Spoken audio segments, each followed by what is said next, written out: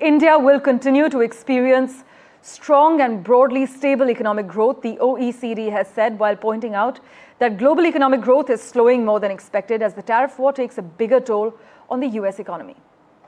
Now, the Organization for Economic Cooperation and Development projects says that India is to remain one of the world's largest growing economies in FY26, with its GDP growth forecast at 6.3%.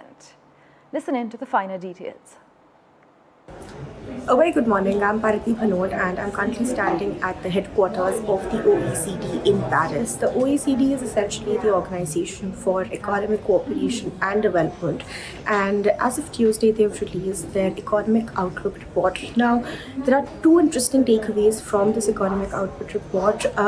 One pertaining to the global growth projections, and the second pertaining to India's growth projections. If we talk about the global growth projections in terms of real GDP terms, the Economic Outlook report for the OECD 25-26 says that the world economy is expected to witness a fall in growth. There's expected to be a slowdown from 3.3% in 2024 to about 2.9% in 2025 and 2026.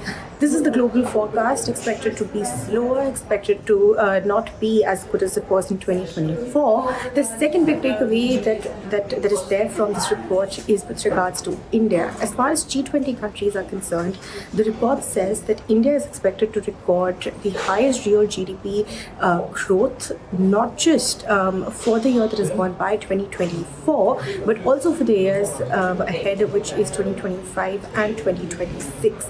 In 2025, India is expected to witness a growth of 6.3% as far as the real GDP numbers are concerned, and in 2026, India is expected to witness a growth of 6.4%. So for 3 consecutive years, the OECD predicts that amongst G20 countries, India is going to be one of the top performers, and these are the main takeaways from the OECD Outlook report.